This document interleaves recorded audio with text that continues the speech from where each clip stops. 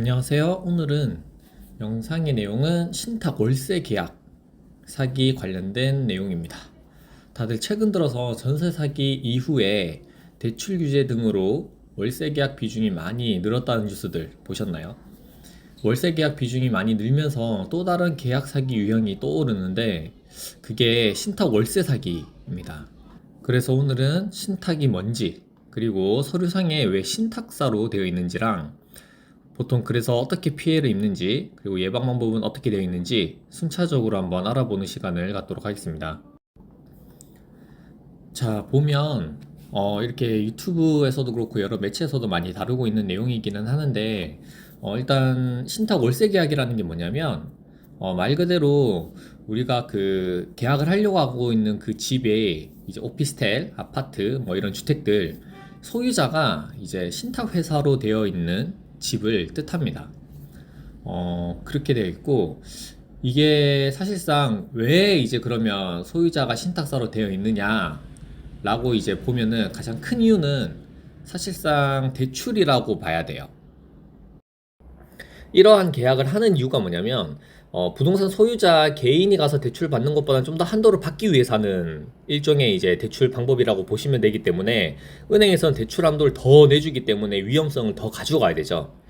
그러다 보니까 개인을 믿기보다는 회사를 어떻게 보면 좀 믿는 개념으로 이제 생각하시면 되고, 그로 인해서 이제 소유권을 대출을 받는 기간 동안에 신탁회사라는 곳에 잠깐 넘겨놓게 됩니다. 그러면 은행 입장에서는 이 사람이 20년, 30년 동안 갚기로 이제 대출 약정을 했는데 이 사이에 다른 이제 재정적인 문제가 생길 수 있을 만한 그런 위험성이나 이런 게 있기 때문에 그 소유자로 인하여금 다른 문제가 생기는 걸 방지하는 게 사실 가장 큰 문제입니다.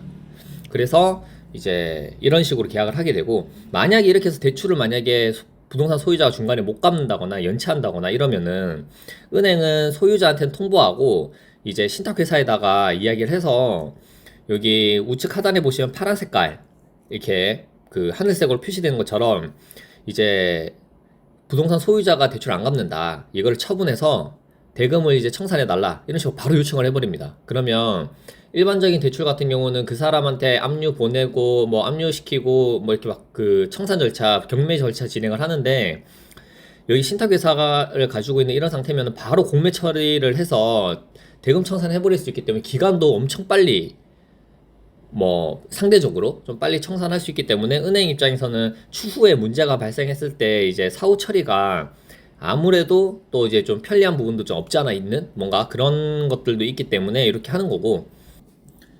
자, 그럼 등기부 등본 보면서 한 번 더 설명 자세하게 한번 해볼게요.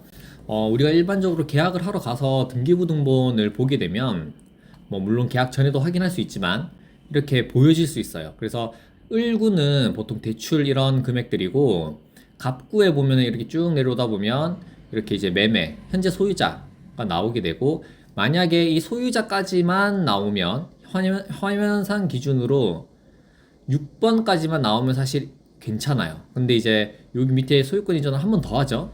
그래서 소유자에서 수탁자로 하는데 보시면은 등기 원인이 신탁으로 되어 있죠. 그래서 이제 이런 집 같은 경우에는 다 이제 이거 대출을 좀 받기 위해서 했구나 라고 이제 보시면 되고, 이런 집 같은 경우는 가급적이면 사실 계약을 안 하는 걸 사실상 추천드리기는 해요. 왜냐하면 이 소유자 개인과 그리고 수탁자 이 회사 간에 어떤 계약과 그리고 이제 상황들이 어떤지를 사실 잘 모르거든요. 그러다 보니까 뭐 대부분 이제 신탁 계약을 해서 쭉 잘 지내시다가 나오시는 경우는 사실 많이 보지는 못했습니다. 그래서 가급적이면 피하시는 걸 추천드리고요. 근데 만약에 너무 집이 없어서 꼭 하고 싶다 라고 한다면 주의사항을 좀 지키면 뭐 문제가 될 일이 없기는 하거든요. 자, 여기 보시면 계약을 할 때 이 신탁 원부라고 하는 거를 아까 이제 등기부등본상 소유자랑 이제 신탁 회사랑 이제 쓰게 돼요. 그래서 그런 신탁 집주인이 신탁인 집은 이런 신탁 원부라는 걸 발급받을 수가 있는데, 직거래 하게 되면 임대인한테 요청을 해서 확인을 하시면 되고요. 부동산 통해서 계약을 하시게 되면 아마 대부분 웬만한 부동산들은 다 이제 확인을 시켜 드릴 겁니다. 그래서 위탁자, 수탁자 여기 보시면 나오죠. 그래서 우선 수익자 여기가 아마 은행일 확률이 가장 높고, 위탁자가 소유자, 수탁자가 이제 신탁회사로 나오게 되고, 여기 내용 안에 보통 이제 뭐 이렇게 대출 관련된 내용들도 있고 한데, 결과적으로 뭘 봐야 되느냐면 사용 수익 및 뭐 이런 임대차를 할 수 있는 권한에 대한 내용이 과연 임대인한테 있는지 아니면 그 신탁 회사에 있는지를 확인을 하셔야 돼요. 그래서 만약에 신탁 회사가 다 권한을 가지고 있는 상황이면, 계약을 하겠다라고 한다면 신탁 회사에 전화를 해서 동의서를 받아서 계약을 진행을 해야 되고, 물론 임대인이 해야 될 몫이고요. 만약에 임대인이 그 권한을 다 가지고 있는 것처럼 나와 있으면 사실상 그냥 해도 되는데, 중요한 거는 이제 최근 들어가지고 뭐 그런 권한이 있는 임대인한테서도 이제 당하는 그 유형들이 있더라고요. 그 잠깐 제가 이거를 퍼왔는데 한번 보시면, 여기 보시면 지금 해당 이제 오피스텔 불법 임대 논란이라고 해서 뉴스에 나왔는데, 여기는 총 150여 세대 중에 107세대가 불법 임대차 논란이 지금 휩싸인 뭐 그런 내용으로 지금 뉴스에 나온 게 있습니다. 그래서 이게 왜 그러지 해서 봤더니,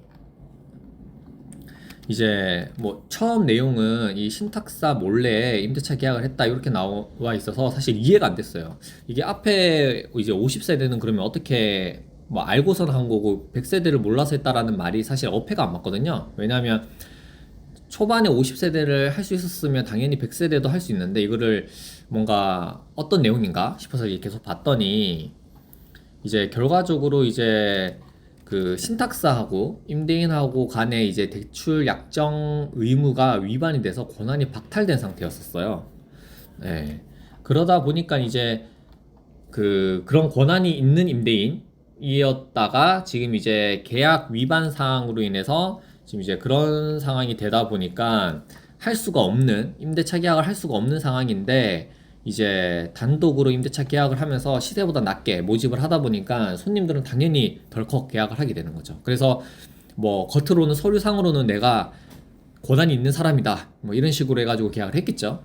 그래서 이제 이런 문제들이 생기는 건데, 사실 이제 이러다 보니까 아까 이제 제가 보여드렸던 그런 신탁원부 또 이제 1차적으로 무조건 보기는 봐야 되고, 무엇보다 중요한 건 여기에도 적어놨겠지만 이제 신탁 회사에 연락을 해서 계약을 해도 되는 상황인지 확인을 하시는 게 가장 중요합니다. 그래야 뭐 일단은 신탁 원부를 무조건 보기도 봐야 되지만, 이제 일단은 이 사람이 임대인이 이제 실질적으로 권한이 있는지 없는지도 확인이 다 되고, 있다 하더라도 지금 뭐 신탁 계약상 뭐 위반 사항이 있어서 뭔가 권한에 대한 문제가 있는지 없는지도 나오고, 그리고 이제 뭐 그 회사로부터 직접적으로 답변을 받아야 또 계약 자체가 좀 깔끔하게 이루어질 수 있기 때문에 그게 가장 확실하죠. 그래서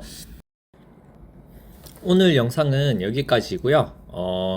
마지막으로 또 한 번 더 말씀드리지만, 가급적이면 신탁 회사로 되어 있는 집은 가급적 계약을 안 하시는 걸 누차 말씀드린다는 점 참고 부탁드립니다. 오늘도 영상 끝까지 시청해 주셔서 감사합니다.